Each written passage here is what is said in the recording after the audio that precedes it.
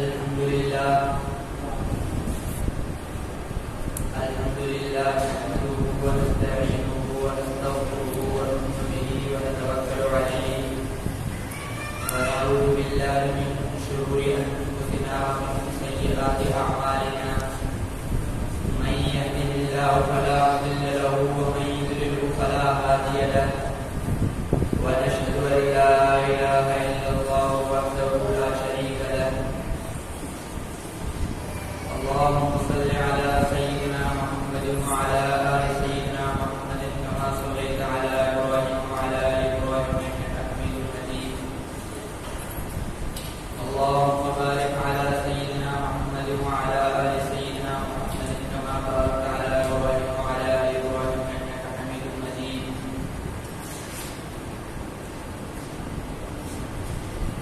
أعوذ بالله من الشيطان الرجيم بسم الله الرحمن الرحيم إن الصلاة تنهى عن الفحشاء والمنكر صدق الله العظيم حضرت عبداللہ ابن عمر رضی اللہ تعالی عنہ نبی اکرم صلی اللہ علیہ وآلہ وسلم کا ارشاد نقل کرتے ہیں کہ اسلام کی بنیاد 5 ستونوں پر ہے. سب سے اول لا الہ الا اللہ محمد رسول اللہ صلی اللہ علیہ وآلہ وسلم کی گواہی دینا، یعنی اس بات کا اقرار کرنا کہ اللہ کے سوا کوئی معبود نہیں اور حضرت محمد مصطفیٰ صلی اللہ علیہ وآلہ وسلم اللہ کے بندے اور اس کے رسول ہیں. اس کے بعد نماز کا قائم کرنا، زکوٰۃ ادا کرنا، حج کرنا، رمضان المبارک کے روزے رکھنا، یہ 5 چیزیں ایمان کے بڑے اصول اور اہم ارکان ہیں. نبی اکرم صلی اللہ علیہ وآلہ وسلم نے اس پاک حدیث میں بطور مثال اسلام کے ایک تیور کے ساتھ تشریح دی ہے جو 5 ستونوں پر قائم ہے. پس کلمہ شہادت خیمہ کی درمیانی لکڑی کی طرح ہے اور بقیہ چاروں ارکان بمنزلہ 4 ستونوں کے ہیں جو ان 4 رکنوں پر ہو. اگر درمیانی لکڑی نہ ہو تو خیمہ کھڑا ہی نہیں ہو سکتا، اور اگر یہ لکڑی موجود ہو تو چاروں طرف کے کونوں میں سے کوئی سی لکڑی نہ ہو تو خیمہ قائم ہو تو جائے گا، لیکن جس جگہ لکڑی نہیں ہوگی وہ جانب ناقص اور گری ہوئی ہوگی. اس پاک ارشاد کے بعد اب ہم لوگ اپنی حالت پر خود ہی غور کر لینا چاہیے کہ اسلام کے اس خیمے کو ہم نے کس درجے تک قائم رکھا ہے. اسلام کا کون سا رکن ایسا ہے جس کو ہم نے پورے طور پر سنبھال کر رکھا ہے. اسلام کے یہ 5 ارکان نہایت اہم ہی ہیں، حتیٰ کہ اسلام کی بنیاد انہی کو قرار دیا گیا ہے. اور اگر ایک مسلمان کے لیے بحیثیت مسلمان ہونے کے ان سب کا اہتمام نہایت ضروری ہے، مگر ایمان کے بعد سب سے اہم چیز نماز ہے. حضرت عبداللہ بن مسعود رضی اللہ تعالی عنہ فرماتے ہیں کہ میں نے حضور صلی اللہ علیہ وآلہ وسلم سے دریافت کیا کہ یا رسول اللہ صلی اللہ علیہ وآلہ وسلم، اللہ جل شانہ کے ہاں سب سے زیادہ محبوب عمل کون سا ہے؟ ارشاد فرمایا نماز. میں نے عرض کیا اس کے بعد؟ ارشاد فرمایا والدین کے ساتھ حسن سلوک. میں نے عرض کیا اس کے بعد؟ ارشاد فرمایا جہاد. ملا علی قادری رحمۃ اللہ علیہ فرماتے ہیں کہ اس حدیث میں علماء کے قول کی دلیل ہے کہ ایمان کے بعد سب سے مقدم نماز ہے. اس کی تائید اس حدیث صحیح سے بھی ہوتی ہے جس میں ارشاد ہے الصلاۃ خیر موضوع، یعنی بہترین عمل جو اللہ تعالیٰ نے بندوں کے لیے مقرر فرمایا ہے وہ نماز ہے. اور حدیث میں کثرت سے یہ مضمون صاف اور صحیح حدیثوں میں نقل کیا گیا ہے کہ تمہارے سب اعمال میں سے سب سے بہتر عمل نماز ہے. चुनाच जामिया सगीर में हजरत सोबान इब्ने उमर सलमा अबू उमामा उबाद रज़ियल्लाहु ताला अन्हुम 5 सहाबी हैं। ये हदीस नकल की गई है और हजरत इब्ने मसऊद रज़ियल्लाहु ताला अन्हु और हजरत अनस से भी अपने वक्त पर नमाज का पढ़ना अफजल तरीन अमल नकल किया गया है। हजरत इब्ने उमर और उम्मे फरवा रज़ियल्लाहु ताला अन्हु अव्वल वक्त नमाज पढ़ना नकल किया गया है। हजरत अबू ज़र रज़ियल्लाहु ताला अन्हु फरमाते हैं कि एक मर्तबा नबी अकरम सल्लल्लाहु अलैहि वसल्लम सर्दी के मौसम में बाहर तशरीफ लाए और दरख्तों पर से पत्ते गिर रहे थे। आप सल्लल्लाहु अलैहि वसल्लम ने एक दरख्त की टहनी हाथ मुबारक में ली, उसके पत्ते और भी गिरने लगे। आप सल्लल्लाहु अलैहि वसल्लम ने फरमाया, ए अबू ज़र, मुसलमान जब इखलास के साथ नमाज पढ़ता है तो उससे उसके गुनाह ऐसे गिरते हैं जैसे ये पत्ते दरख्त से गिर रहे हैं।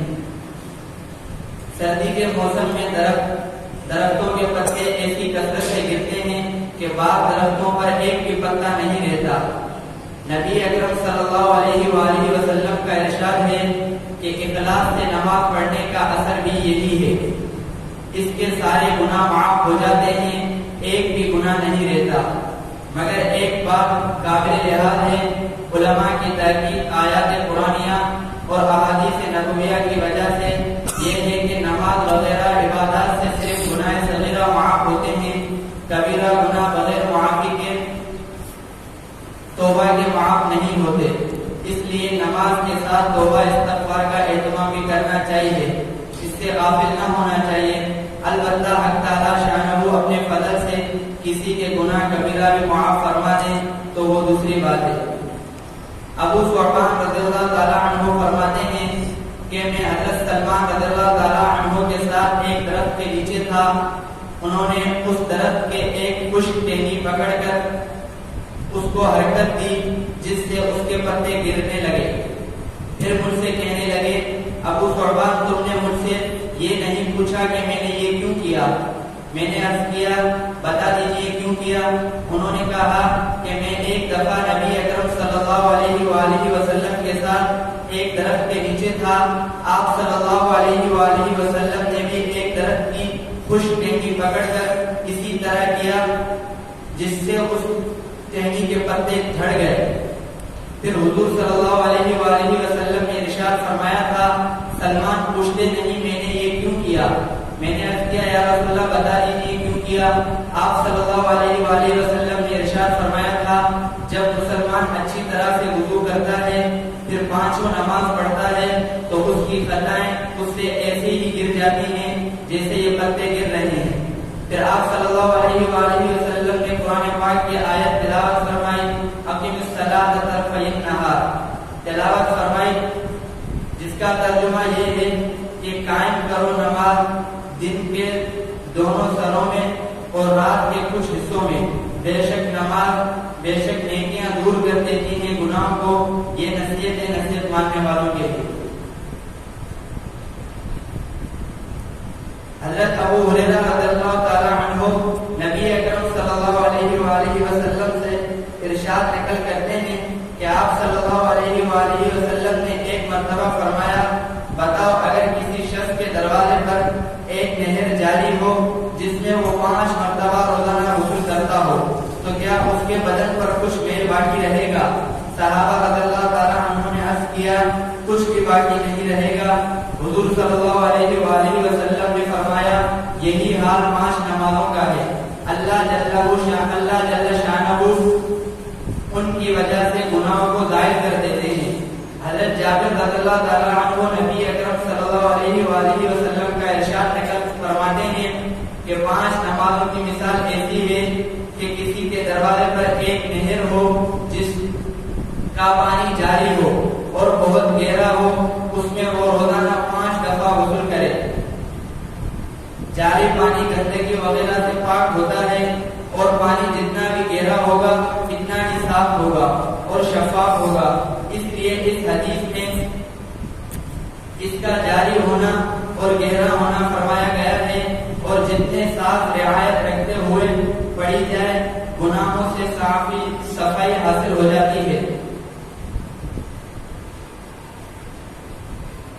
حضرت حذیفہ رضی اللہ تعالی عنہ نبی اکرم صلی اللہ علیہ وآلہ وسلم کا ارشاد نقل کرتے ہیں، جب کوئی سخت امر پیش آتا تھا آپ صلی اللہ علیہ وآلہ وسلم فوراً نماز کی طرف متوجہ فرماتے تھے۔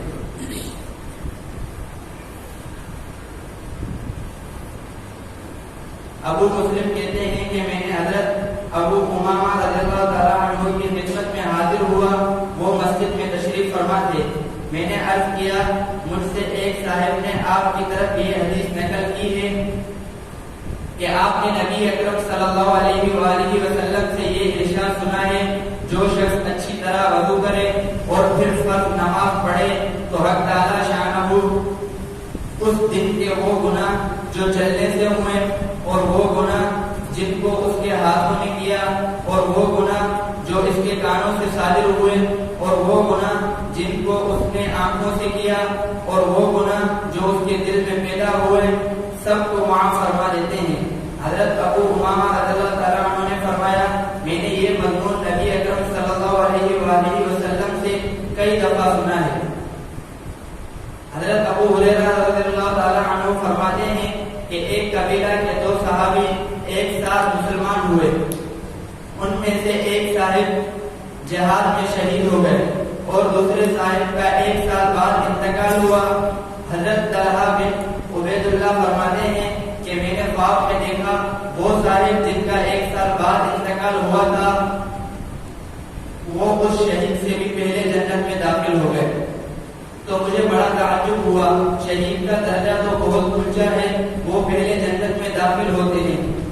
میں نے حضور صلی اللہ علیہ وآلہ وسلم سے خود عرض کیا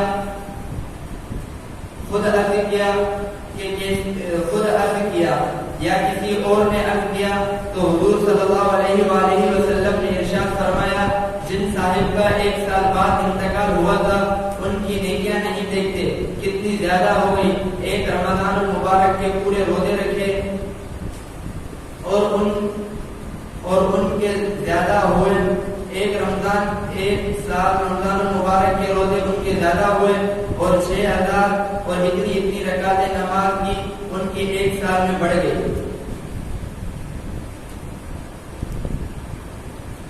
حضور اقدس صلی اللہ علیہ وآلہ وسلم کا ارشاد ہے جب نماز کا وقت آتا ہے تو ایک فرشتہ اعلان کرتا ہے اے آدم کی اولاد اٹھو اور جہنم کی اس آگ کو جس سے تم نے گناہوں کی بدولت اپنے اوپر جلانا شروع کر دیا ہے بجھاؤ اسے۔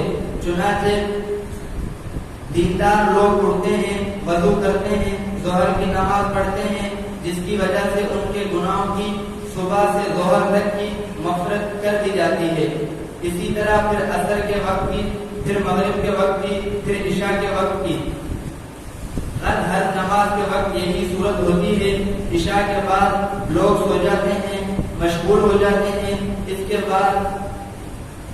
کے بعد اندھیری میں بعض لوگ برائیوں، زناکاریوں اور بدکاری، چوری وغیرہ کی طرف چل دیتے ہیں اور بعض لوگ بھلائی، نماز، وظائف اور ذکر اذکار کی طرف چل دیتے ہیں۔ حضور اقدس صلی اللہ علیہ وآلہ وسلم کا ارشاد ہے کہ حق تعالی شانہ نے یہ فرمایا میں نے تمہاری امت پر 5 نمازیں فرض کی ہیں اور اس کا میں نے اپنے لیے عہد کر لیا ہے جو شخص ان 5 نمازوں کو ان کے وقت پر ادا کرنے کا اہتمام کرے گا اس کو میں اپنی ذمہ داری پر جنت میں داخل فرماؤں گا، اور جو ان نمازوں کا اہتمام نہیں کرے گا مجھ پر اس کی کوئی ذمہ داری نہیں۔ ایک صحابی رضی اللہ تعالیٰ عنہ فرماتے ہیں کہ ہم لوگ لڑائی میں جب خیبر کو فتح کر چکے تھے تو لوگوں نے اپنے مال غنیمت کو نکالا جس میں متفرق سامان تھا اور قیدی تھے اور خرید و فروخت شروع ہو گئی۔ ہر شخص اپنی ضروریات خریدنے لگا اور دوسری زائد چیزیں فروخت کرنے لگا۔ اتنے میں ایک صحابی رضی اللہ تعالیٰ عنہ حضور صلی اللہ علیہ وآلہ وسلم کی خدمت میں حاضر ہوئے اور اور عرض کیا یا رسول اللہ صلی اللہ علیہ وآلہ وسلم مجھے آج کی اس تجارت میں اس قدر نفع ہوا کہ ساری جماعت میں سے کسی کو بھی اتنا نفع نہیں مل سکا۔ حضور صلی اللہ علیہ وآلہ وسلم نے تعجب سے پوچھا کہ کتنا کمایا؟ انہوں نے عرض کیا یا رسول اللہ صلی اللہ علیہ وآلہ وسلم سامان خریدتا رہا اور بیچتا رہا جس میں 300 چاندی نفع بچی۔ حضور صلی اللہ علیہ وآلہ وسلم نے ارشاد فرمایا تمہیں بہترین نفع کی چیز بتاؤں؟ انہوں نے عرض کیا یا رسول اللہ بتائیں۔ ارشاد فرمایا نماز کے بعد 2 رکعتیں نفل کا اہتمام کرو۔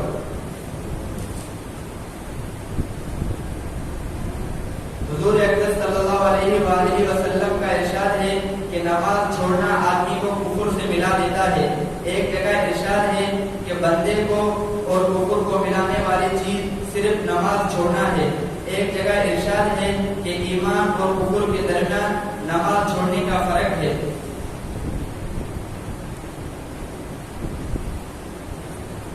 حضرت عباد رضی اللہ تعالیٰ عنہ کہتے ہیں کہ مجھے میرے محبوب حضور صلی اللہ علیہ وآلہ وسلم نے 7 نصیحتیں کی ہیں جن میں سے 4 یہ ہیں۔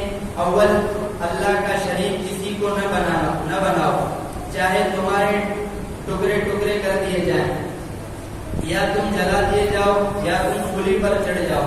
دوسری یہ کہ جان کر نماز نہ چھوڑو، جو جان بوجھ کر نماز چھوڑے وہ مذہب سے نکل جاتا ہے۔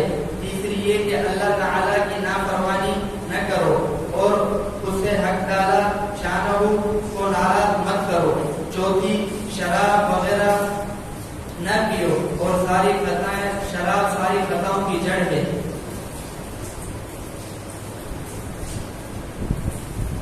حضور اکرم صلی اللہ علیہ وآلہ وسلم کا ارشاد ہے کہ جس شخص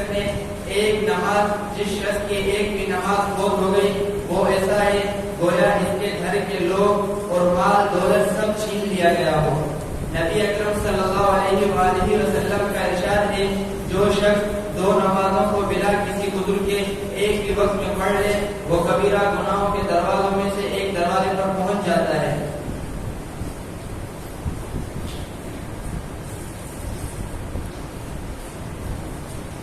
حضرت علی کرم اللہ وجہہ فرماتے ہیں کہ حضور نے ارشاد فرمایا 3 چیزوں میں تاخیر نہ کرو۔ ایک، نماز کا جب اس کا وقت ہو جائے۔ دوسری، جنازہ جب تیار ہو۔ تیسری، بے نکاحی عورت جب اس کے جوڑ کا کام مل جائے، یعنی فوراً نکاح کر دینا۔ بہت سے لوگ اپنے کو دیندار بھی سمجھتے ہیں اور گویا نماز کے پابندی بھی سمجھتے ہیں۔ وہ کئی نمازیں معمولی بہانے سے سفر کا اور دکان کا، ملازمت کا ہونا، گھر آ کر اکٹھی ہی پڑھ لیتے ہیں۔ یہ گناہ کبیرہ ہے۔ بلا کسی عذر، بیماری وغیرہ کو نماز کے اپنے وقت پر نہ پڑھا جائے گویا بالکل نماز نہ پڑھنے کے برابر گناہ ہو۔ لیکن بے وقت نماز پڑھنے کا بھی سخت گناہ ہے، اس سے اخلاصی نہیں ہوتی۔ ایک مرتبہ حضور اکرم صلی اللہ علیہ وآلہ وسلم نے نماز کا ذکر فرمایا اور ارشاد فرمایا کہ جو شخص نماز کا اہتمام کرے تو نماز اس کے لیے قیامت کے دن نور ہوگی اور حساب پیش ہونے کے وقت حجت ہوگی اور نجات کا سبب ہوگی، اور جو شخص نماز کا اہتمام نہیں کرے گا اس کے لیے قیامت کے دن نہ نور ہوگا اور نہ اس کے پاس کوئی حجت ہوگی اور نہ نجات کا کوئی ذریعہ ہوگا۔ اس کا حشر فرعون، ہارون اور ابی بن خلفہ کے ساتھ ہوگا۔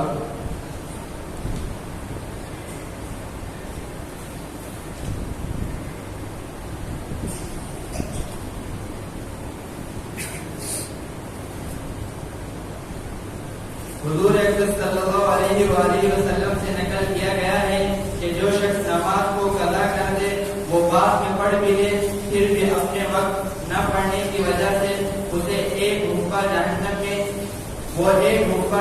میں جلے گا، اور ایک حقہ کی مقدار 80 برس کی ہوتی ہے، اور ایک برس 360 دن اور